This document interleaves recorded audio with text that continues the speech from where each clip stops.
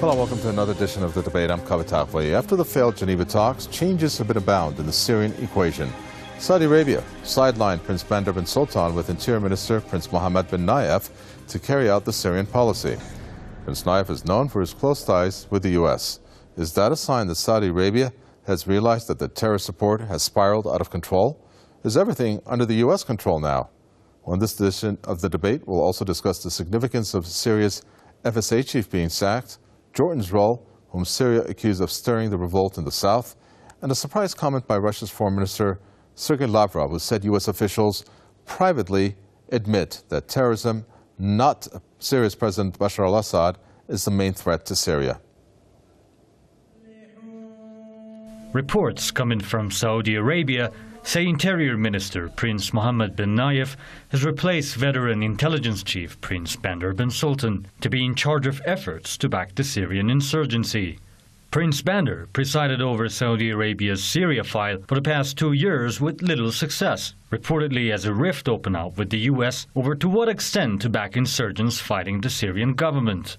Last summer, Bandar acknowledged to European diplomats that his country's campaign against the Syrian government had failed, blaming a U.S. prohibition against a more forceful military intervention. It remains to be seen if Bandar's replacement holds promise for a return to smoother relations between Riyadh and Washington after U.S.-Saudi relations sunk to their lowest level last year when the White House cancelled proposed airstrikes against the Syrian government. U.S. officials say Prince Mohammed, who is now at the helm of carrying out the Saudi policy on Syria, enjoys good relations with U.S. Secretary of State John Kerry and CIA Director John Brennan.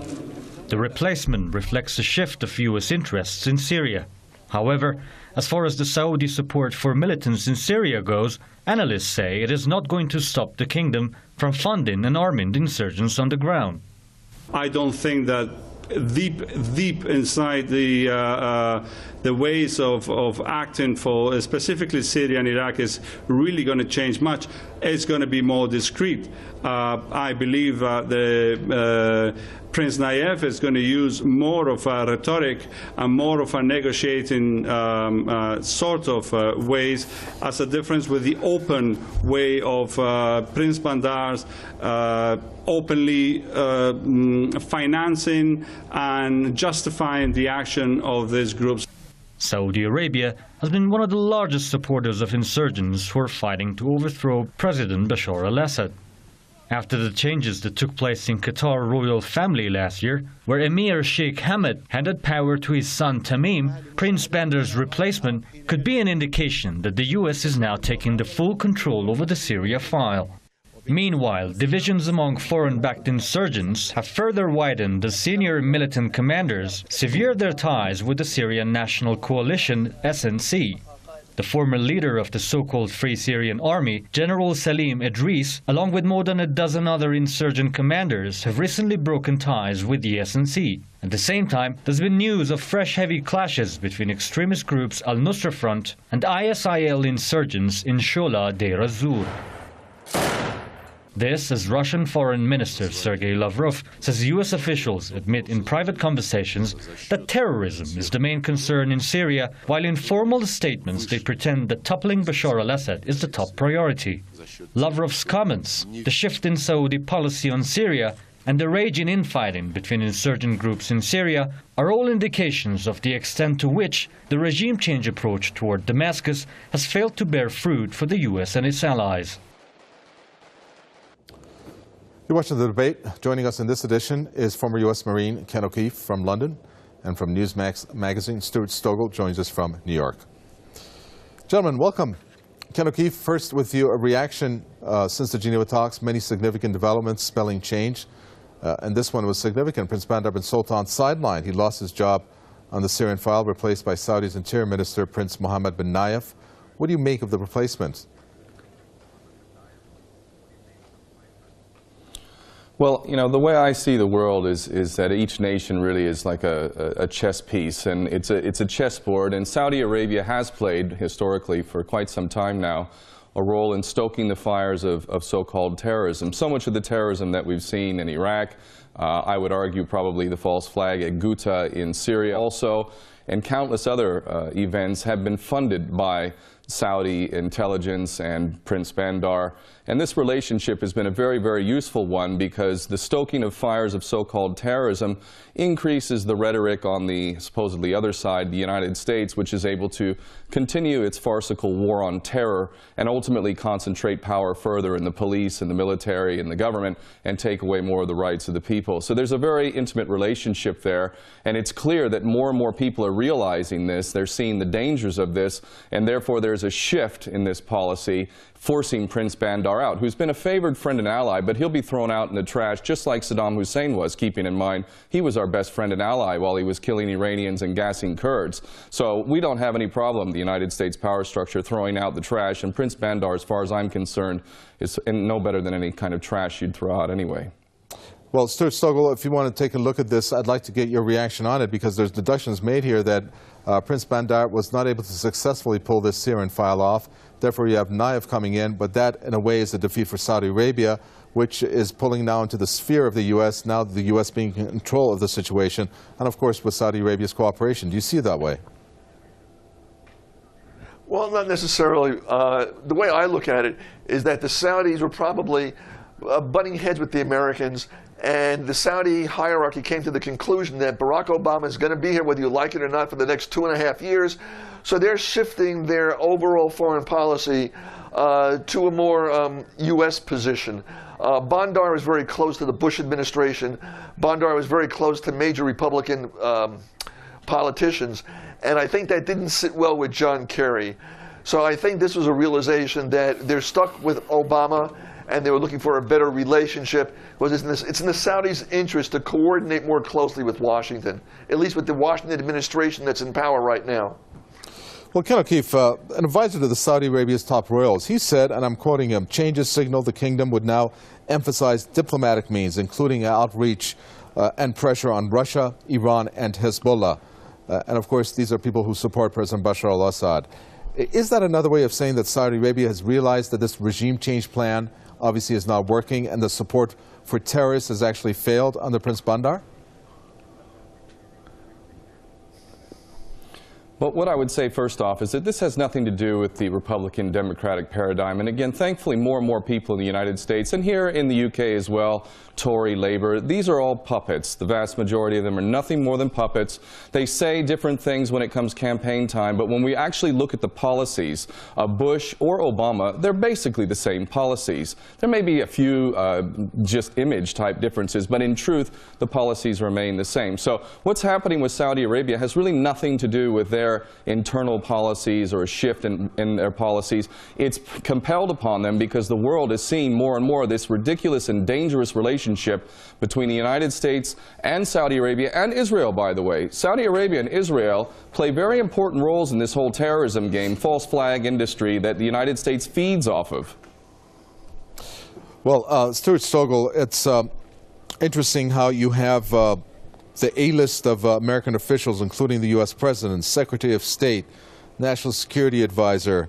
I could keep going on. The CIA Agency Chief John Brennan, Homeland Security Secretary, all of these officials giving the red carpet treatment to this Prince Naif coming to the States last week. How is he going to be different in terms of the relationship that is now going to be established between Saudi Arabia and the U.S.? Because we know that they were not really getting close. They were actually parting ways based on the shift, as it was stated by many people. Well, we have to remember that Bandar was in Washington for more than 20 to 25 years. And Bandar was a rather independent soul, despite what your guest may say. The new replacement for Bandar is probably going to coordinate more closely with the U.S. officials you just mentioned, and there'll be less confrontation, internal confrontation, and more coordination. So I think what will happen now is that you'll basically see the Saudi policy mimic the policy that's being espoused by both John Kerry and Barack Obama. What is that policy of John Kerry and Barack Obama, Stuart Stogel? Well, that's a good question. I have a hard time figuring out myself at times. If you remember, Barack Obama says that Bashar al-Assad has to go. Well, he hasn't said that in about 6 to 8 months. So it's really unclear as to what exactly is going on vis-a-vis Syria and the United States. I mean, we just don't know. It's a guessing game right here in New York. And Ken O'Keefe, also to you the same question. Well, the policy shift has nothing to do with any of the internal values of Barack Obama or John Kerry, because quite frankly, they have no values. These people are puppets. Barack Obama reads the teleprompter and he does what he's told. Any kind of shift is due to the awareness of the people of the world who are becoming more and more aware of the fact of the way the world functions. If you want to understand power in this world and who makes decisions, then you need to understand who prints the money. The Central Bank of Europe, the Bank of England, the Federal Reserve Bank are private banks. They have an infinite supply of money, and with that money they can buy anything and anyone that can be bought, and that includes virtually all of our politicians. And this would explain very clearly why the policies of Bush are virtually the same as Barack Obama, despite tremendous differences when it comes to campaign time. And we can go back historically and look at the policies. Even Clinton, he killed over 500,000 children on his watch. So the differences are very stylistic. They have nothing to do with substance. Do you have a reaction to that, Stuart Stogel? Well, yeah, I mean, I'd like to know his sources where Bill Clinton killed 500,000 children. If he's talking about Rwanda, I don't think so, sir. Those figures that he just mentioned to me are very, very suspect. Let him identify the sources of those figures he just gave you. Well, Ken O'Keefe, I'm going to Madeleine Albright is the source of that information. Madeleine Albright, who I know, had never said, as long as I've known her, that Bill Clinton was responsible for the killing of 500,000 people. And I've known Madeleine Albright for more than 20 years personally. He sat over the sanctions that were responsible for the killing of 500,000 children. Madeleine Albright said, on balance, we think the price was worth it with regard to 500,000 children being killed because of the U.S.-led sanctions in Iraq. This is beyond debate. You are ill-informed, to say the least. Well, I'll tell you what. I'll call Madeleine Albright this afternoon and I'll ask her what you just said. Okay, I guess you're going to follow up on that, maybe? She said it on 60 Minutes. The whole world knows who's paying attention. Very well. Ken O'Keefe, let's go back to Syria here. I'm going to go back to what this advisor to the royals has said. The world will see a new strategy for Syria, quieter, more open, not too extreme. Do you buy that? I mean, then I'm curious how you can explain how the Saudis are telling the U.S. they intend to wrap up their support in the form of moderate opposition, this of course coming after the failure of the Geneva talks, and provide the insurgents with shoulder-fire missiles. Yes, I mean, the Saudi regime is an affront to all Muslims around the world. This regime is the most hideous regime on the planet. The United States is so hypocritical, it's repulsive how hypocritical it is, that it has close ties with Saudi Arabia, provides incredible amounts of military surplus, military products, high technology products. It provides political cover for Saudi Arabia. All the while it talks about human rights, women's rights, children's rights, and it's dealing with this most offensive regime. The Saudi regime will continue to do all its dirty dealings, but it certainly won't be as overt as it was under Bandar Bush. Well, we got to talk about another development here, Stuart Stogel, pretty significant, and that's the, I guess, the sacking of the FSA commander, Salam Idris. He has come out and said he rejected his dismissal by opposition leaders, and he said the Free Syrian Army's entire chain of command needed a total restructuring. I mean, talk about divided opposition, and of course now you're talking about the forces on the ground of the so-called divided SNC. Well, again, I haven't followed that development that closely. But again, to me, it's emblematic that you're seeing some substantive changes both in the Syrian opposition as well as in the Syrian government. At this particular point, I'm not really sure where we're going to go on this. I assume that Lavrov will again be traveling to the region in the very, very near future as soon as the Sochi Olympics are over. And I think we'll get a clearer indication as to where we're going to go probably in about a month from now. At this particular point, a lot of things are in flux, and it can go one of several different ways. Well, Ken O'Keefe, I'd like to take a step back and really ask you this, because if I'm just based on an outsider looking in here, you're looking at this policy shift coming from sidelining Prince Bandar and then bringing in this Prince Nayef. In a way, Saudi Arabia is saying, oops, you know, we made a mistake with Bandar, but didn't that mistake cost thousands of lives in Syria? How do they answer to the Syrians? Well, yeah, I mean, if there was any justice in this world, Bandar would be going to The Hague for incredible crimes against humanity. I mean, the funding, probably in the billions, I don't know what the figure is, huge amounts of money to pay the most bloodthirsty psychopaths on the planet to go in and cut off the heads of Christians, torture people, and otherwise terrorize the entire country. And ultimately, we have to look back at the false flag in Ghouta, which is so ridiculous that we were ever told that Bashar al-Assad would have been so stupid and suicidal as to commit to a chemical weapons attack on the back of inviting UN inspectors literally within 10 miles of where they were after a day or two of arriving. And this false flag event, which we don't know for sure who was responsible, but Bandar Bush is very likely as a suspect, and it backfired tremendously. It also exposed the United States for being willing to provide air cover for effectively al-Qaeda in Syria, which really did tick off a lot of American sons and daughters who happen to be in the military and thought for the last 12, 13 years they were fighting a war on terror against al-Qaeda. So it's exposed so many of the hypocrisies and the lies of the way the systems of power work that it's become so problematic that they've had to ditch Bandar, and they'll probably have to do some other things stylistically, but the essence of what has been happening will still continue, and we as people know that, those of us who are paying attention. I got to get a reaction from you, Stuart Stogel. Well, let's just say one thing. Go ahead. Well, I will say one thing, and that is, coming to the UN on a regular basis, I have fairly frequent contact with Ban Ki-moon. And I will tell you that Ban Ki-moon has very little regard for Bashar al-Assad, whom he considers to be a liar, and he has said that personally.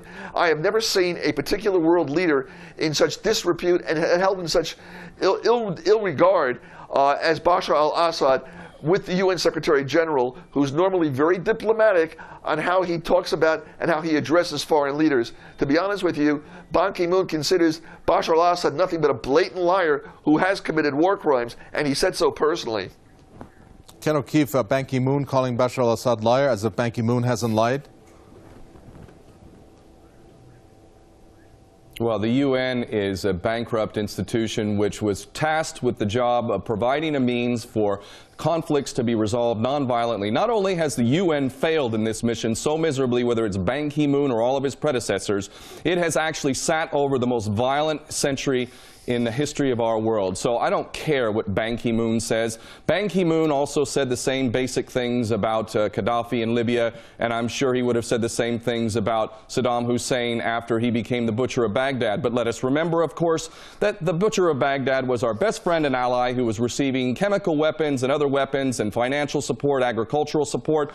All the while we knew he was gassing Kurds and gassing Iranians and so on and so forth. So the UN is a bankrupt institution, and unless it can be reformed radically, it really has no relevance in this world, and it certainly hasn't done anything to prevent war. Stuart Stogel, I got to ask you your reaction on this. And this comes from the Foreign Minister, Sergei Lavrov of Russia. The United States officials admit in private conversation that terrorism is the main threat to Syria, but in formal statements they underscore that terrorism in this country cannot be beaten as long as Assad is in power.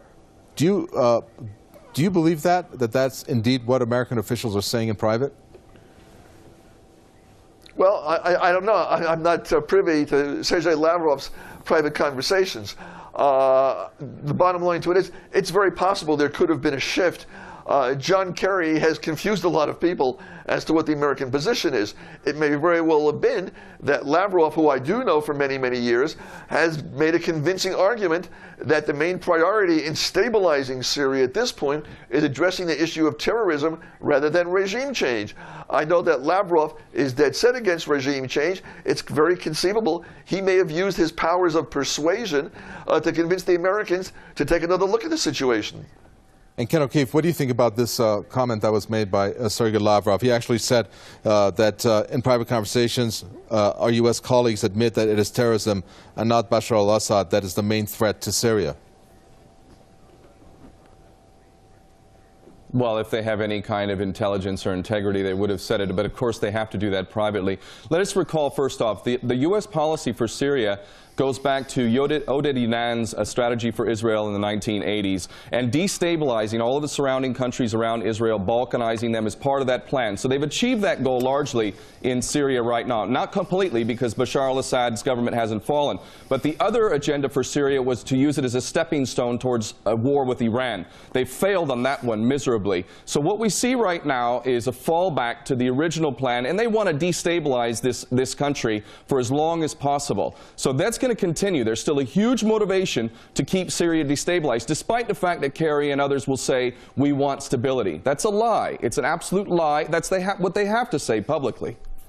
Very well, we're going to end it there. Thank you very much. Former U.S. Marine What does the United States gain?